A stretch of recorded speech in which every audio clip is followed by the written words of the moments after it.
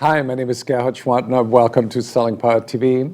Today we are in San Francisco at the Sales 2.0 conference with Andrew Field, who's the founder and CEO of PFL. That stands Print for Less. Thank you for joining us. Thank you. You have a very dynamic company with about, 200 people? Mm-hmm. How many of them are millennials?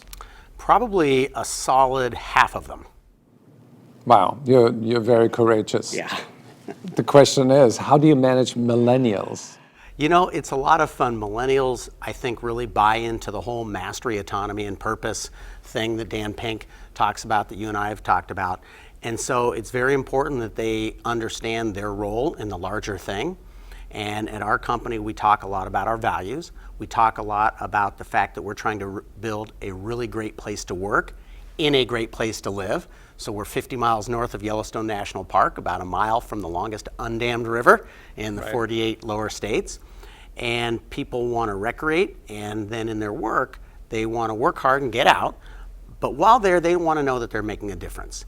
And some of the things we do is we help businesses of all sizes, including more than 100,000 small businesses, do professional marketing and have professional quality marketing materials, even if they're not marketing professionals.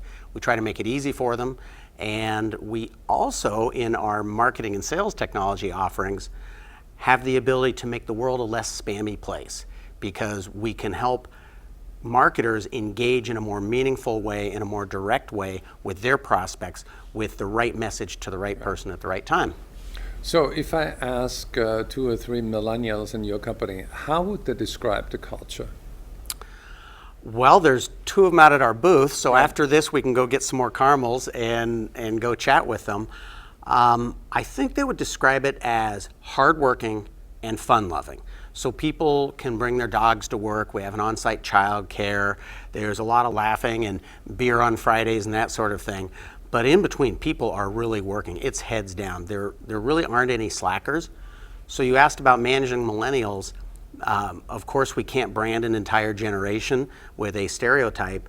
So we find people who really want to work and who understand that you're getting paid. And in our concession to millennialism, we really do try to make it meaningful and engaging work. So you're probably one of the largest employers in Livingston. Oh, we are. Yeah. So does it give you a lot of star power in the eyes of the millennials? We have a reputation, I'm told, for being a hard place to get into.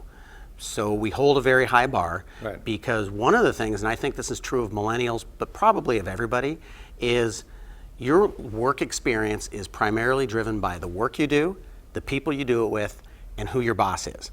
So we make sure that we have good bosses, good leaders. We have extensive leadership development training programs, and we try to make sure that we don't have any jerks. And if you're not going to be a pleasant coworker, you're not going to work there, as best we can. So can we do a little sort of demonstration where you explain to the audience here the quadrants? How do you look at your talent pool? So I took this straight from Jack Welch. I have to give him credit. So here's performance or results, and here's culture. And if somebody is high performance and high culture fit, of course, that's a no-brainer. You do whatever you can to keep them. If they're low performance and low culture fit, out they go. You can't keep them.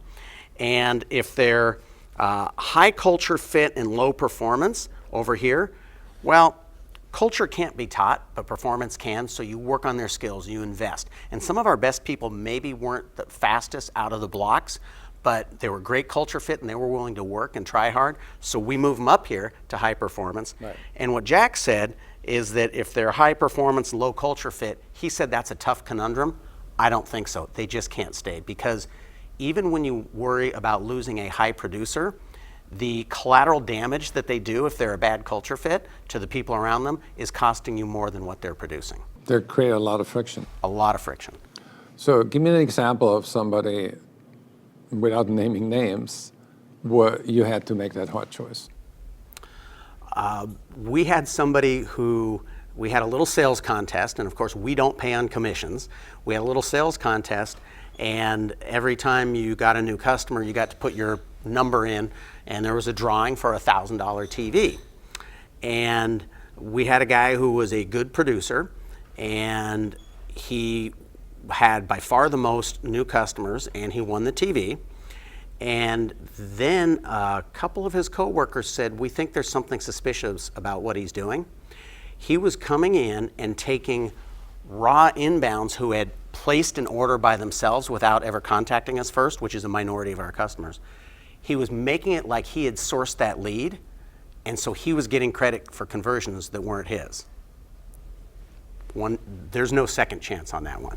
Right. Cheating is not allowed. Nope. So you would fire Tom Brady? If I knew he cheated, I absolutely would. Got it.